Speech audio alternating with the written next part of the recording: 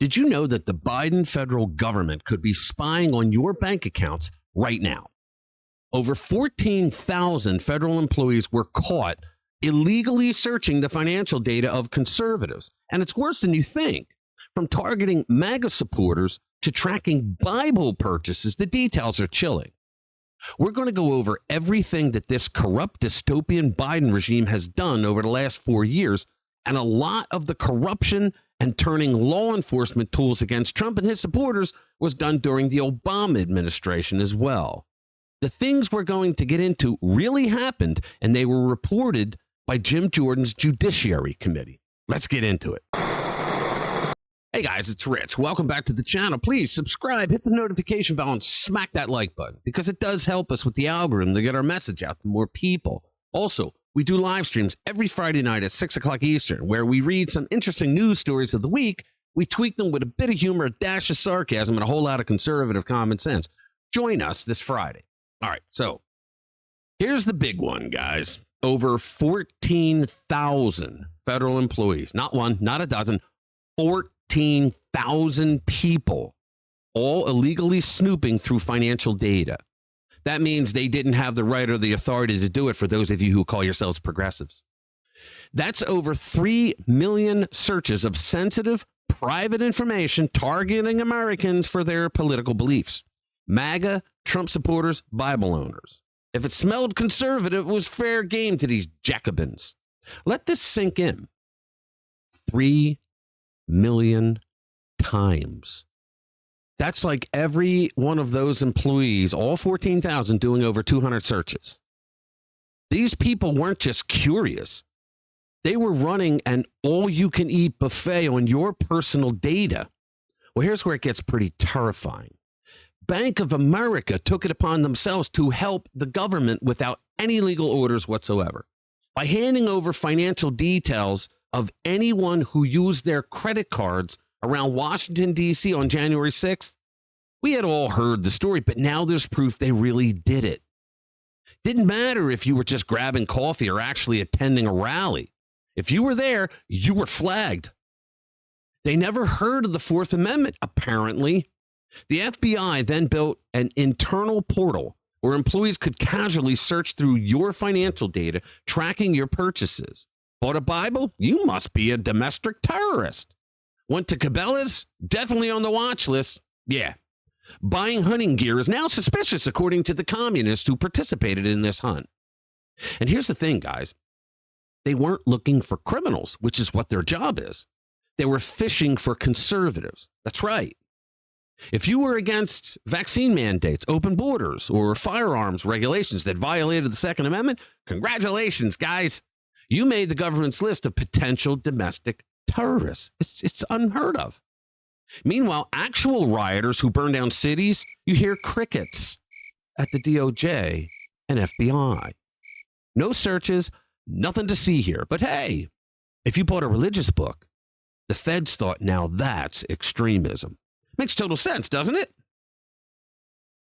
This all came to light thanks to a single whistleblower who tipped off the House Judiciary Committee. Their investigation uncovered the enormous scale of this illegal surveillance. The committee revealed a report titled Financial Surveillance in the United States, showing how the government weaponized the Bank Secrecy Act to spy on Americans. And guess what? Banks like Wells Fargo and Chase got in on the act as well. You see, these were things that the government was supposed to use against criminals, and they turned them on innocent Americans. Kind of like Barack Obama took the FISA system that was supposed to be going after terrorists in secret and used it against American citizens. When the government has financial institutions doing its dirty work for free, you know things are spiraling out of control. The next time you swipe your card, just remember, someone might be watching. The Weaponization Committee released a video exposing this absolute madness. It's a chilling reminder that no one is safe from this financial surveillance nightmare. Their 47-page report breaks down the entire scheme, and trust me, it's worse than you can possibly imagine. Give this a watch.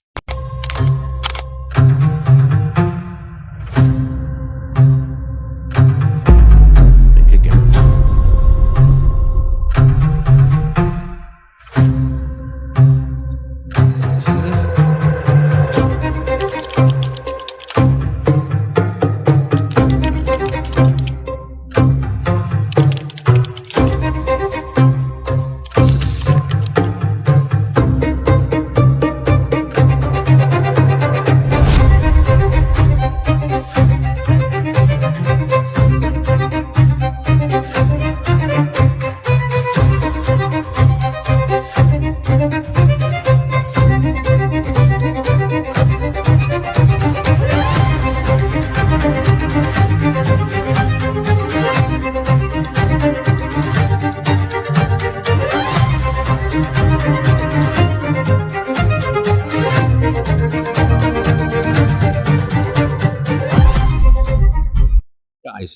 Did you ever vote for that?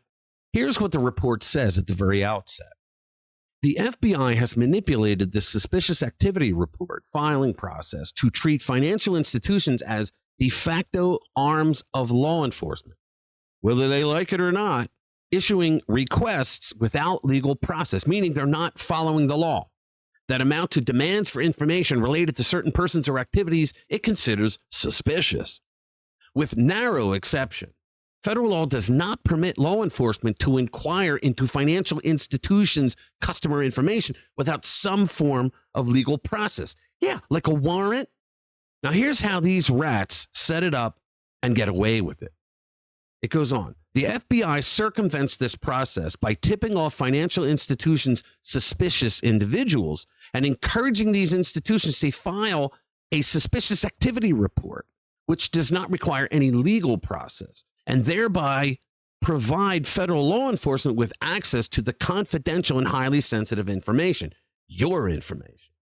So let me get this right. The government sets up the scenario and then uses the credibility of a banking institution's SAR report that the FBI asked for so that they can then spy on your financial transactions in case you happen to purchase a King James Bible at the Bible store.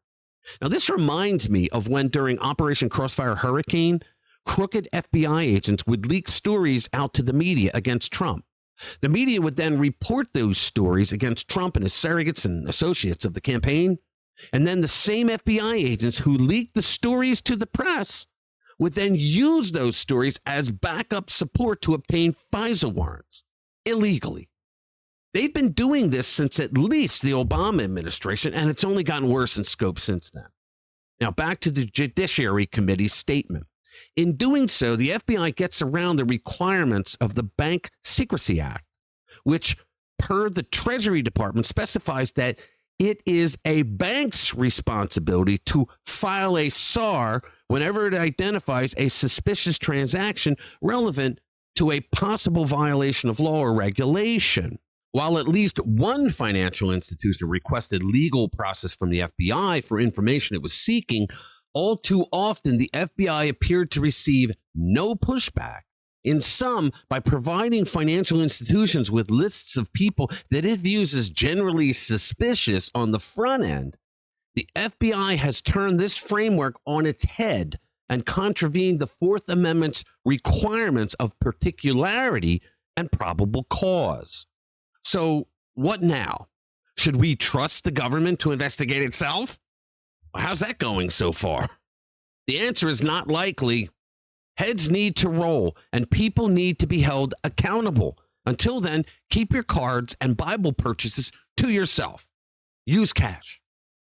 Of course, President-elect Donald Trump wants to turn the tables on all of this corruption, which is why he's catching so much flack from the left. And folks, DOJ and FBI under both Obama and Biden are at Soviet Union levels. It was bad during Trump as well, but for the most part, they were targeting the president himself. If they can do what they did to the president of the United States, then they can and they are doing it to me and you. Now, Pam Bondi and Kash Patel, among the others he is nominating, were chosen by Trump to rid the institutions of the putrid rot within. It's not going to be easy for them because the federal government has become a leviathan of deep state bureaucrats that will fight to keep their job and their little fiefdoms. The media will support them all the way and their corruption because they thrive on it. Don't trust the media.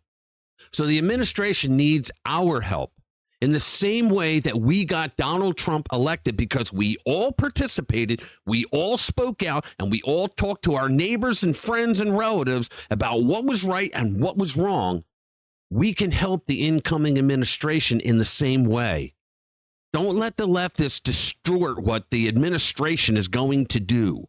Remember that everything Donald Trump and the people he is putting into office are doing is saving our country, saving our constitutional republic. And we can be a very special part of it if we have the courage to stand up. All right. Thank you for watching. Subscribe. Hit that notification bell if you want to be kept up to date with the latest conservative news and political commentary like this. I'll see you in the next one. Spread the word. Too many secrets, too many closed doors, missing to cover-ups.